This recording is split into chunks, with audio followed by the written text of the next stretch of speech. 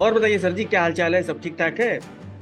तो आज हम लोग कुछ नया चीज जानेंगे, जैसे आर्टिफिशियल इंटेलिजेंस में क्या अपडेट चल रहा है, कौन सी नई न्यूज है, कौन सा नया टूल लॉन्च हुआ है, उसके बारे में हम लोग आज बात करेंगे। तो चैनल में लास्ट तक बने रहिएगा, लाइक कीजिएगा, सब्सक्राइब कीजिएगा। अगर आप पहली बार आए हैं तो पहली बार में ही सब्सक्राइब कर लीजिए, और अगर दूसरी तीसरी बार आए हैं तो इस वीडियो को तो आप लाइक कर ही लीजिए, ठीक है। और अपने जानने वालों में भी थोड़ा शेयर कर लीजिएगा, ताकि वो लोग भी अपडेट रहें। जैसे कि हम लोग खाना खाते हैं, पानी पीते हैं, सांस लेते हैं, वैसे ही एआई से अपडेट रहना आजकल बहुत जरूरी है, ठीक है। जो नहीं अपडेट रहेगा वो जान नहीं पाएगा, उसका स्किल गैप आ जाएगा, ठीक है। वो कंधे से कंधा मिलाकर नहीं चल पाएगा, तो वो कहीं ना कहीं जो है पीछे अपने आप को समझेगा। इसलिए artificial intelligence, machine learning, deep learning, ये सब चीजें जो है आजकल जो है ट्रेंड में चल रही हैं। कम से कम इनकी थ्योरी पढ़ लीजिए, कम से कम ये चीजें होती क्या है, ताकि आप डिस्कशन कर पाए लोगों से। अगर कोई नया बंदा आपके पास डिस्कशन कर रहा है, आपका छोटा बच्चा भी आपसे डिस्कशन कर रहा है कि पापा ये बता दो, या भैया ये बता दो, या चाचा ये बता दो आर्टिफिशियल इंटेलिजेंस क्या होता है, तो आप कहें कि नहीं मुझे नहीं पता, किसी और से पूछ लो। कम से कम उसकी नज़र में तो आप अच्छे बन जाएंगे। इसलिए एआई से अपडेट रहिए, ताकि अपने घर परिवार, प्रोफेशनल लाइफ, जो भी आपको जानता है सबको आप बता सकें, और अपनी आपकी खुद की नॉलेज बढ़ सके। इसलिए एआई से अपडेट रहिए, और चैनल को लाइक कीजिए, सब्सक्राइब कीजिए दोस्तों, ताकि आप बराबर एआई से अपडेट रह सकें। तो आज हम लोग बात करते हैं कुछ समाचारों के बारे में, कुछ न्यूज़ के बारे में जो आजकल ट्रेंड में चल रही है, उनके बारे में बात करेंगे। तो जैसा पहला ही न्यूज आपको दिख रहा है कि Gemini Google's new AI model, here is what to expect. अब चूंकि एआई के कई सारे मॉडल मार्केट में है, जैसे कौन कौन से, ओपन एआई का चैट जीपीटी है, माइक्रोसॉफ्ट का बिंग है, और गूगल का बार्ड है, ऑलरेडी एक है ही। लेकिन जेमिनी में कुछ एक्स्ट्रा फीचर आए हुए हैं। वह फीचर चैट जीपीटी 4 की तुलना में कहीं ज्यादा एडवांस है, क्योंकि चैट जीपीटी 4 से डायरेक्ट कंपटीशन करने के लिए लाया गया है। इसके लिए इसमें चैट जीपीटी 4 से ज्यादा एडवांस फीचर लाए गए हैं, ठीक है। अब देखिए, गूगल ने अपना ये जेमिनी 4 लॉन्च क्यों किया है, और इसके पीछे वजह क्या है, और ये मार्केट कवर कैसे करेगा, ठीक है। क्योंकि गूगल जो है ऑलरेडी, जीमेल सबके पास यूज लोग करते हैं। जीमेल, गूगल के बहुत सारे टूल लोग अपना उनका यूज थ्रू है। गूगल क्या करेगा, अपना एक इसमें ऐड ऑन ऐड कर देगा, ठीक है। वो क्या करेगा कि मेरा एक जेमिनी करके नया टूल लॉन्च हुआ है, एआई टूल है, आप इसे भी यूज करके देखिए। अब सभी लोग जितने गूगल के यूजर हैं, सभी लोग जेमिनी को भी यूज करने लगे। उसके बाद क्या करेगा कि मंथली सब्सक्रिप्शन फीस रख देगा, $20 $30, पता नहीं कितना डॉलर रखेगा, लेकिन रख देगा। उससे लोग क्या होगा कि उसकी जब यूज थ्रू हो जाएंगे, फ्री फ्री यूज करते करते धीरे धीरे यूज थ्रू हो जाएंगे, बस वो लोग पैसा देना शुरू कर देंगे। तो वहां से उसका जो है मार्केटिंग जो है स्टेब्लिश हो जाएगा। अब ये करता क्या क्या है जेमिनी, जैसे चैट जीपीटी करता है, आपका टेक्स्ट जनरेट करके देता है आपको, आप इनपुट करेंगे तो आपको आउटपुट वह देता है, सेम काम ये भी करता है। साथ ही साथ ये क्या करता है, इमेज भी जनरेट कर देता है। साथ ही साथ ये क्या करता है, कोडिंग में भी हेल्प करता है, कोडर्स की। इसीलिए जेमिनी को जो है ज्यादा एडवांस कहा जा रहा है, किसकी तुलना में, चैट जीपीटी 4 की तुलना में। तो इस तरीके से आप इसका यूज करके एक बार देखिए, अगर ये आपके काम में आता है तो आप इसका यूज आगे भी कर सकते हैं। बहुत सारी कंपनियां इसका यूज कर भी रही हैं, बहुत सारे डेवलपर इसका यूज कर भी रहे हैं, बहुत सारे इसके फीडबैक आ भी रहे हैं। और यह जो प्लेटफॉर्म प्रोवाइड किया गूगल वर्टेक्स क्लाउड एआई के अंतर्गत यह प्रोवाइड करवाया जा रहा है। गूगल का वर्टेक्स एक सेक्टर है जिसके अंदर गूगल अपने सभी एआई के प्लेटफॉर्म जो है प्रोवाइड कर रहा है, तो उसी के अंतर्गत इसको भी रखा गया है। जिसको भी इस टूल की जरूरत है वो गूगल वर्टेक्स क्लाउड एआई में से इसको इस टूल पे कांटेक्ट कर सकता है, इसको लॉगिन कर सकता है, इसका यूज कर सकता है। तो ये रहा गूगल जेमिनी के बारे में।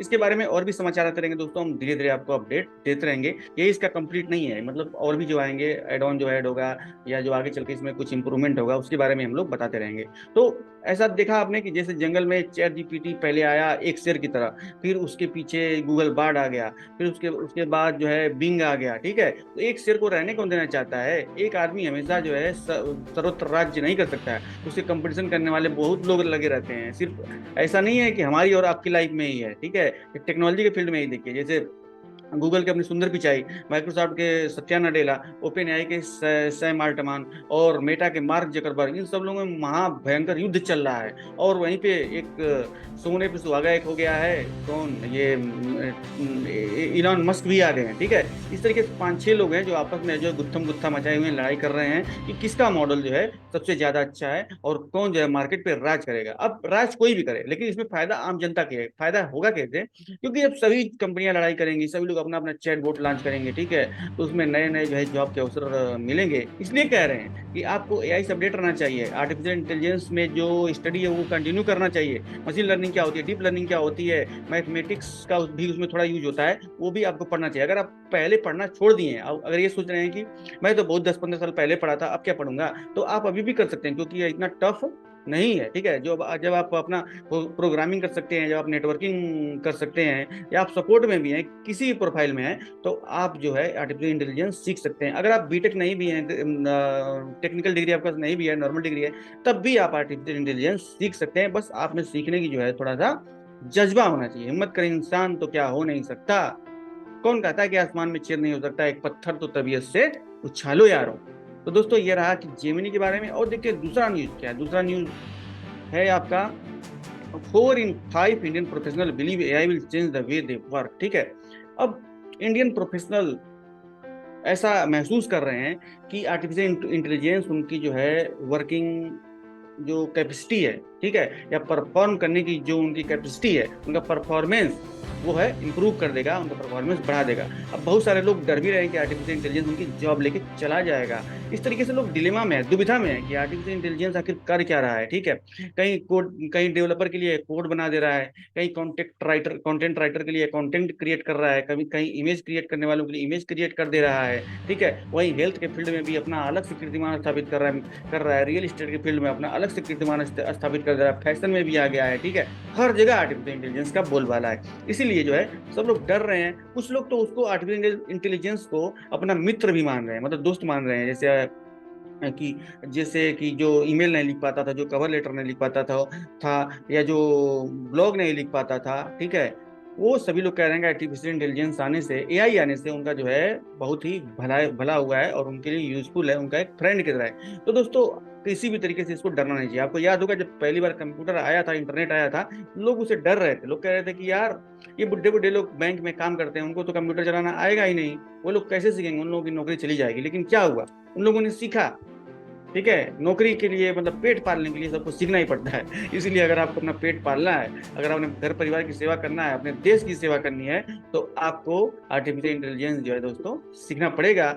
और आपको उसका अपना मित्र समझना पड़ेगा, क्योंकि हम जिसको अगर प्रेम करते हैं, अगर उससे हम लोग अपने मतलब अपने क्राइटेरिया में लाएंगे, उसे अपने प्रीमाइसेस में लाएंगे, तो जरूर हमारा साथ देगा। ठीक है, अगर इसे नफरत करेंगे, उससे दूर भागेंगे, तो ये हमसे दूर भागने लगेगा। अपनी प्रोफेशनल लाइफ में देखिए, अपनी पर्सनल लाइफ में भी देखिए कि जिससे आप जो है अटैचमेंट महसूस करते हो, आपके पास आता है, जिससे आप झगड़ा करते हैं या जिससे आपका डिस्प्यूट होता है, आपसे दूर भागता है। इसलिए हमें एआई जो है सीखते रहना चाहिए, उसको समझते रहना चाहिए, और अपने डेली लाइफ में उसका यूज भी करते रहना चाहिए। बहुत लोग तो ऐसे भी हैं जो अभी तक चैट जीपीटी में लॉग इन ही नहीं किए होंगे। ठीक है, बस ये सुन रहे हैं कि एआई आने वाला है, हमारी जॉब लेके चला गया। डिस्कशन तो बहुत अच्छा करते हैं कि एआई आ जाएगा, उसके बाद सबकी जॉब लेके जो है चला जाएगा, और हम लोगों की भी जॉब लेके चला जाएगा। अरे डिस्कशन करने से अच्छा है कि थोड़ा सा सीख लो, थोड़ा सा उसमें लॉगिन करके, बिल्कुल आसान है। ठीक है, जैसे अपने जीमेल में लॉगिन करते हैं, वैसे ही उसमें भी लॉगिन करके हम लोग चेक कर सकते हैं। आपको कोई क्वेश्चन पूछना है, टाइप कर दिए सिंपली, उसमें आपको उत्तर दे देगा।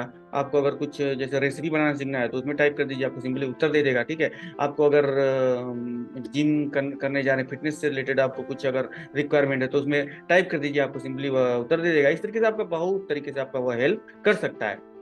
तो एआई जो है आपका दुश्मन नहीं है, आपका जो है मित्र है। अगर मित्र समझेंगे तो मित्र की तरह करेगा, अगर शत्रु समझेंगे तो शत्रु की तरह करेगा। हाँ, ये बात जरूर है कि उसके आने की वजह से कुछ लोगों की जॉब चली गई, सपोर्ट की जॉब हो गई, या फिर जो जो जिन जॉब का भी ऑटोमेशन हो सकता है, डेटा एंट्री की जॉब हो गई, जिनका भी ऑटोमेशन संभव है, वो सभी जॉब जो है जा रही है। ठीक है, लेकिन वो जो प्रोफेशनल लोग हैं, उनको अपना स्किल एनहांस करना चाहिए, ताकि वो लोग आगे की दौड़ में शामिल रहें, एआई की दौड़ में शामिल रहें, और उनका अपना स्किल जो है बढ़ाते रहना चाहिए। अब देखिए अगला क्या है।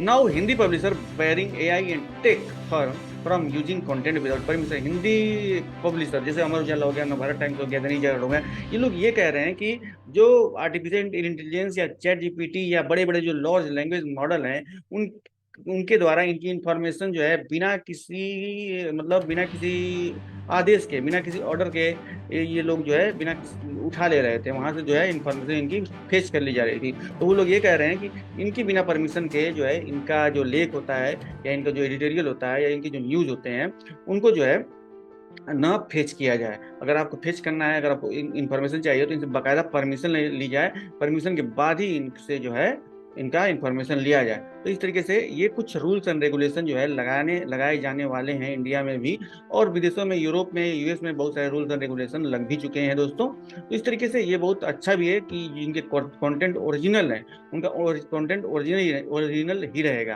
ताकि वो लोग जो है कम्प्लीटली एआई पे डिपेंडेंट न रहे। नहीं तो होगा क्या कि जब सभी लोग एआई पे डिपेंडेंट हो जाएंगे तो कोई अपने हिसाब से काम करेगा ही नहीं, सबकी क्रिएटिविटी खत्म हो जाएगी, सब लोग उस पर जो है बिल्कुल पैरासाइट की तरह काम करने लगेंगे। तो ये कदम जरूरी भी है कि जिसका जो है, जो अधिकार है, वो अधिकार अपना सुरक्षित रखे, इसलिए उनको आवाज उठानी चाहिए, और ये बहुत ही बढ़िया है।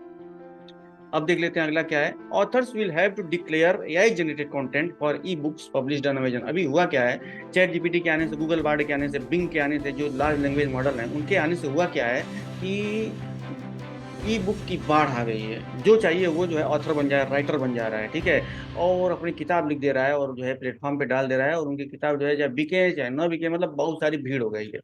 तब इमेजिन ने कहा, क्या कहा, इमेजिन ने कहा कि जो अगर एआई जनरेटेड कंटेंट है, तो कंटेंट है, उनको अपने पे लेबल लगाना पड़ेगा कि this content is AI generated. ठीक है, मना तो नहीं कर सकते हैं वो, क्योंकि एआई जनरेटेड है वो, इसलिए वो मना नहीं कर सकते।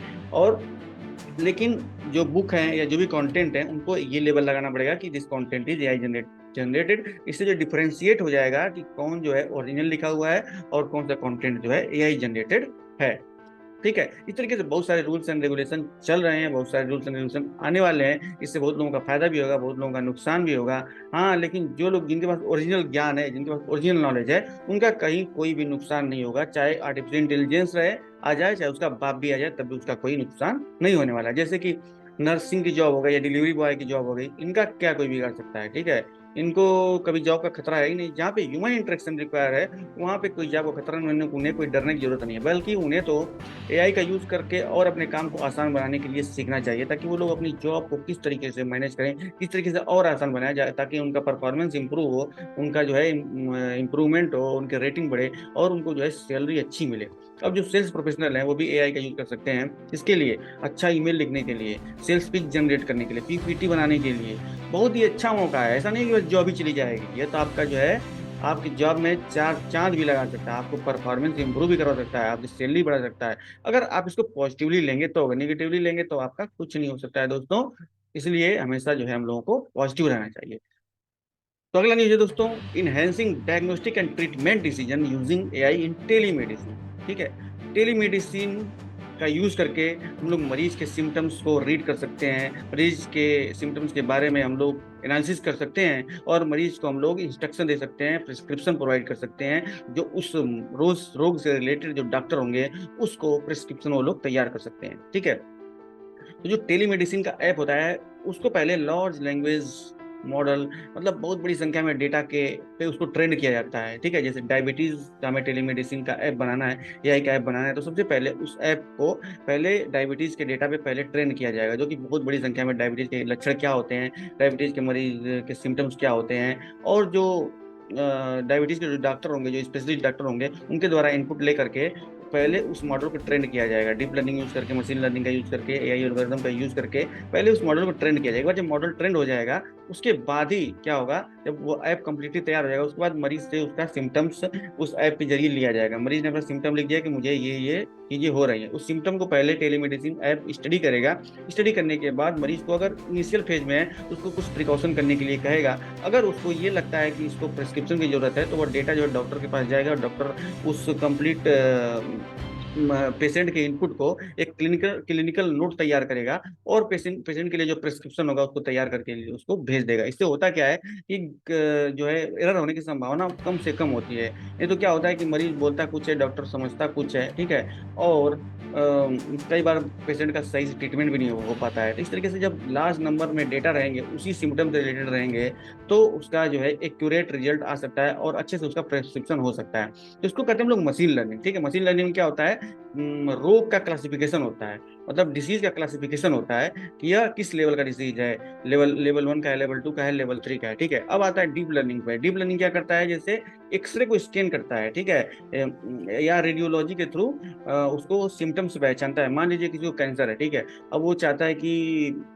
उसका जो है एनालिसिस किया जाए, तो अब वहां पे डीप लर्निंग का रोल आता है। और डीप लर्निंग क्या करता है, उसको डीपली एनालाइज करता है कि किन किन पार्ट में कैंसर्स के जो है एलिमेंट ज्यादा हैं, और किस लेवल का एक कैंसर है, कहाँ कहाँ पे हमें ट्रीटमेंट करना चाहिए, तो सबका एनालिसिस करके वह देता है। इस तरीके से मेडिकल के फील्ड में आप लोग देख रहे हैं कितना जो है ज़्यादा वो आर्टिफिशियल इंटेलिजेंस आने की वजह से कितना ज़्यादा इंप्रूवमेंट हुआ है, और मरीजों को कितनी ज़्यादा आसानी हो गई है। अब यूके में क्या क्या चल रहा है, वहाँ के वैज्ञानिकों ने, वहाँ के डॉक्टरों ने, वहाँ के एक यूनिवर्सिटी है, वहाँ के साइंटिस्ट ने मिल करके एक डायबिटीज़ पेशेंट के लिए एक अच्छा ऐप बनाया हुआ है, ठीक है। उस ऐप का यूज़ करके वो लोग क्या करें, मरीज के घर पे ही उसको प्रिकॉशन बता दे रहे हैं कि आपको किस लेवल का डायबिटीज़ है, और आपको जो है ये ट्रीटमेंट आपके लिए घर बैठे ही करना पड़ेगा। वो दवाइयों का प्रिस्क्रिप्शन बता दे रहा है। इससे क्या हो रहा है कि मरीज को बार बार जो है अस्पताल में भागने की जरूरत नहीं पड़ रही है, उनको घर बैठे इलाज मिल जा रहा है, ठीक है। तो इस तरीके से मरीज को ज्यादा हैरान होने की जरूरत नहीं पड़ रही है, और डॉक्टर को भी ज्यादा मरीज के पास जाने की जरूरत नहीं पड़ रही है। दोनों जो है अच्छे से ट्रीटमेंट हो जा रहा है, कहाँ पे, घर बैठे ही। उससे पैसे भी मरीज का कम खर्चा हो रहा है, और समय भी बच रहा है, ठीक है। और जो रास्ते में आने जाने की तकलीफ होती है वो भी नहीं हो रही है। इस तरीके से यह जो है बहुत ही लाभदायक साबित हो रहा है हेल्थ के फील्ड में, ट्रीटमेंट के फील्ड में। तो दोस्तों ये रहे आज के कुछ समाचार, आज के कुछ न्यूज रहे। तो दोस्तों आपसे मैं रिक्वेस्ट करता हूँ कि चैनल को लाइक करें, सब्सक्राइब करें और कमेंट भी करें। अगर आपको वीडियो अच्छा लगा हो तो कमेंट भी करें, ठीक है।